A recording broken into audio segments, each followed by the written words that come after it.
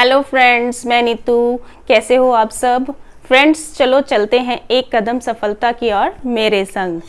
Friends, ज़िंदगी में कहते हैं कि ज़िंदगी जो जीना है इस एक कला है। ज़िंदगी की जीने की कला जिसने सीख ली तो समझो उसने ज़िंदगी को जीत लिया। यानी कि अपनी ज़िंदगी को अगर आपने जीना है तो एक कला की तरह जिए जिसको आप अपनी ज़िंदगी को जीत पाओगे। इससे रिलेटेड मैं आपको बहुत ही खूबसूरत एक छोटी सी स्टोरी सुनाती हूँ। वो है एक राजा की।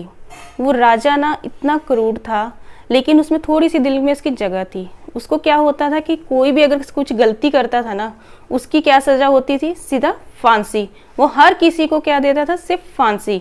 पर उसके दिल की जो एक अच्छाई थी वो ये थी कि वो अपने जो भी गलती करने वाले को, यानी कि जिसको फांसी देने वाला था, वो उसको कहता था कि तुम मुझे अपनी आखिरी इच्छा बताओ और उसको मैं अवश्य पूरा करूँगा। यानी कि कोई भी उसकी अंतिम इच्छा होती थी ना, उसको वो हमेशा पूरा करता था ज़रूर। तो ऐसे ही उसमें क्या हुआ, एक बार मंत्री से बहुत बड़ी गलती हो गई। अब मंत्री से गलती हुई है तो राजा को वही रूल था कि जो गलती होगी तो मैं उसमें सज़ा क्या दूंगा? फांसी की।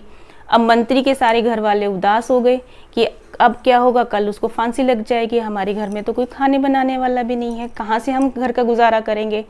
पर मंत्री क्या था? बुद्धिमान था।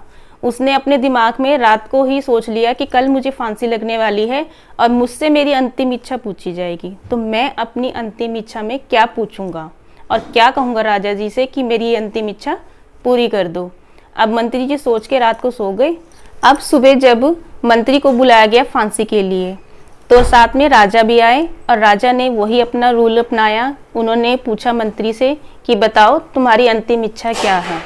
तो राजा ने कहा कि मंत्री बता दो जल्दी से इच्छा तुम्हारी, मैं तुम्हें फांसी देने वाला हूँ। तो मंत्री ने कहा ठीक है राजा जी, मेरी सिर्फ एक अंतिम इच्छा है, वो है कि जो आपका सबसे प्रिय घोड़ा है ना, वो 1 साल के लिए मुझे दे दीजिए। राजा ने कहा 1 साल के लिए मैं तुम्हें कैसे दे दूं? तुम्हें तो अब भी फांसी लगने वाली है और तुम कह रहे 1 साल की बात कर रहे हो। 1 साल का कोई टाइम नहीं है मेरे पास, अब भी इसी टाइम की इच्छा बताओ, मैं वो पूरी करूंगा।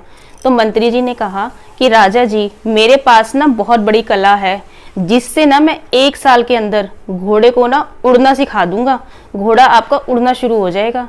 राजा कह रहा है ये कैसी कला है? वो कह रहे हाँ, अगर मैं मर गया आज, मुझे फांसी लग गई ना आज, तो ये जो मेरी कला है ना ये खत्म हो जाएगी मेरे साथ ही और मैं आपके घोड़े को उड़ा नहीं पाऊंगा।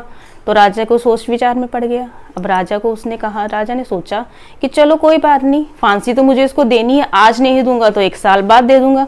तो राजा ने कहा ठीक है, चलो तुम ऐसा करो कि मैं तुम्हें 1 साल के लिए अपना घोड़ा देता हूँ और तुम अगर इसको उड़ना सिखा दोगे ना तो मैं तुम्हें इस फांसी की सजा से भी क्या कर दूंगा? फ्री कर दूंगा, यानी कि तुम्हें फांसी भी नहीं दूंगा। और अगर मेरा घोड़ा नहीं उड़ा 1 साल तक में तो फिर मैं तुम्हें क्या करूंगा? फांसी अवश्य ही दूंगा। अब मंत्री ने कहा कोई बात नहीं जी। अब 1 साल की उसकी क्या होगी? सजा माफ हो गई और वो घोड़ा लेके अपने घर वापस पहुंच गया। घर वाले बहुत खुश हुए। उन्होंने पूछा कि आप कैसे बच के आ गए फांसी से? तो उसने बताया कि मैंने राजा जी को ये बातें बोली कि मैं घोड़े को सिखाऊंगा अपनी कला और उसको उड़ना सिखाऊंगा। अब घर वाले परेशान, वो कह रहे 1 साल के अंदर तो आप सिखा नहीं पाओगे, ये तो बहुत पक्की बात है, तो फिर आप कैसे इसको करोगे? तो उसने कहा 1 साल का तो बहुत दूर है, यानी कि हम 1 साल में इतनी जिंदगी के बारे में क्यों सोचे, हमें कल का तो पता नहीं क्या हो जाएगा हमारा। तो कह रहा मैं इतना नहीं सोचता, तुम इतनी सोचने की जरूरत नहीं है, ना इतनी टेंशन लेने की जरूरत है, अपने आज को जियो। यानी कि अब क्या पता कि राजा कहीं युद्ध करने जाए और युद्ध में उसको मृत्यु प्राप्त हो जाए, दूसरा राजा बन जाए, मेरी फांसी टल गई। और अगर बाई चांस राजे को कुछ नहीं हुआ, उसका घोड़ा ही मृत्यु को प्राप्त हो जाए युद्ध में, तो फिर भी मेरी फांसी टल गई। तो मैं इस चीज की टेंशन क्यों लूं कि मैं 1 साल तक मैं कैसे जीऊंगा, क्या करूंगा, मुझे फांसी लगने वाली है। तो मैं यानी कि आज के अपने वर्तमान में ही जीऊंगा, मैं कल की चिंता नहीं करूंगा। मेरे पास 1 साल है, मैं उसको खुशी से ही जीऊंगा।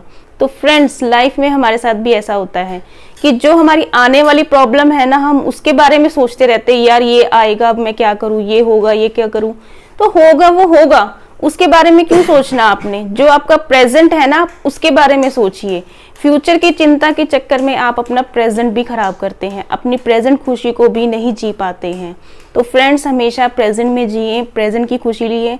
जैसे मंत्री को 1 साल मिला था, उसने अपनी फ्यूचर की कितनी अच्छी प्लानिंग कर ली थी, जबकि उसको पता है अगर नहीं हुआ तो मुझे फांसी लग जाएगी। तो आप भी अपने प्रेजेंट में जिए, फ्यूचर की चिंता छोड़िए। Okay friends, bye bye. Please like, share and subscribe the channel. Bye bye.